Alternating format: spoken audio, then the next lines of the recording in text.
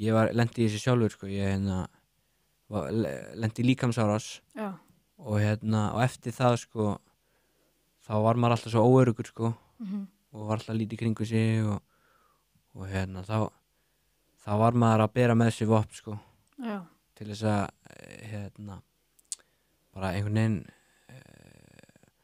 þetta lét mann líða einhvern veginn betur öruggari og það var eitthvað að vera að segja mér bara að þú ert að auka líkunar á því að vera ofbeldiður með þetta og það er alveg rétt sko. Já, en hvað var til þess að þú lendir í líkamsárás?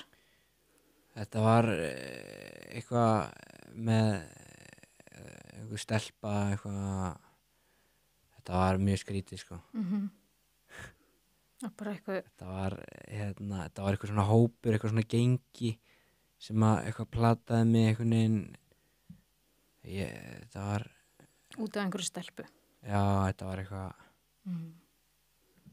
ég var 17 ára sko og ætlaði að vera einhver svona hetja og var eitthvað svona af hverju varst að meiða þessu stelpu og svo ætlaði að hitta einhvern einn og svo var þetta bara eitthvað fullt af einhverju gæjum, gengi og það var lamið mig og sparkaði í mig og það var ætlaði ekki að hætta sko. Nei. Hvernig varstu mikið meiddur eða? Já, þú veist, ég slapp mjög vel sko með að þetta var á malbyggi og maður datt í malbyggi og slapp mjög vel sko maður með einhver svona ör eða eitthvað en þetta er rosalega samt þú veist, að taka bara einn gaur og vera bara margir að berja þannig að rosalega harka sko þú veist, ekki það, þú veist, þegar ég var úlingur þá var alveg slegist sko á böllum og svona en ekki svona, þú veist, ekki svona skipulagt sko. Já, þetta er mjög leiðilegt sko. Og þetta var út af þú sagðir eitthvað á samfélagsmiðlum væntanlega. Já, það var eitthvað svona samskipti á samfélagsmiðlum og svo. Já. Og hvað, þurftir að fara á spítala? Já, ég fór á spítala, kom ekki sjúkrabíll sko, kom lögreglubíll. Já. Og það var eitthvað mikið að gerast og var ekki tjekka á mér eitthvað 7 tímum seinna eitthvað. Og fórstu bara settur á bráðamóttökuna? Já, ég var settur á bráðamóttökuna og svo var gæi við hliðina á mig með glerbrot inn í auganu og hann var bara gett slakur bara, það var bara gett steikt og enginn að tjekka á hann sko. Shit, það er svo brjálað að gera á bráðamóttökunni sko. Já, þetta er rosalegt. Og hvernig tóku foreldræðinir þessu? Þau voru alveg mjög miklu sjokki sko. Já. Svo var maður að gangi ekki alls konar ferli eitthvað og ég kæri þetta og ég endaði með að kæri þetta og svo fór þetta bara í eitthvað ferli og svo 2 árum seinna þá loksins gerist eitthvað og þá þá byrjar þetta gengi að elta mig bara og til þess að reyna að hræða mig og fella niður kæruna. Já.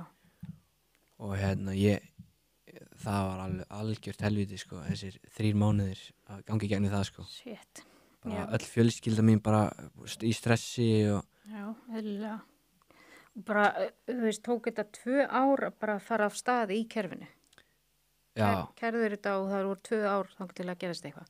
Já, svona 1 ár og 8 mánuðir eða eitthvað. Já. Og hvað, og voru þeir þá að fylgjast með þér eða elta þér? Já, þetta var eitthvað, ég postaði einhverja story og þá allt inn mættu þeir á staðinn og ég þurfti að hlaupa eitthvað og svo sá einn þeirra mig og byrjaði bara að hlaupa eftir mér og ég hljóp á svona hraðbraut á Garðabænum og þetta var bara eins og eitthvað bíómynd sko. Það var bara komu 2 fjórhjól og krossari og einhver BMW á eftir mér og ég var hlaupandi á móti umferð á hraðbraut sko. Bara til að hræða mig frá einhverju kæru, einhverju eldgömlu og ég rétt svo slapp eitthvað annað og... Þú hefði getið orðið fyrir bíl? Já, það var muna litli sko. Já. En svo var maður bara að hugsa bara á maður að draga þessa kæru niður eða er þetta virkilega svona? Bara, hringdi oft í lögregluna og þeir sögðu bara hvað hefur að gera? Hefur að vera með bíl fyrir utan heimilið alltaf? Já, bara, já. Þú veist, og hvernig endaði það? endaður með að draga þetta tilbaka? Já, og svo endaði ég bara með að draga tilbaka. Ég ætlaði ekkert að gera það, sko. Mér langaði ekki að gera það. Og ég vildi ekki sætta mig við að samfélagi væri svona. Einmitt. En svo rosalega sorglegt að bara ég þurfti að gera það, sko.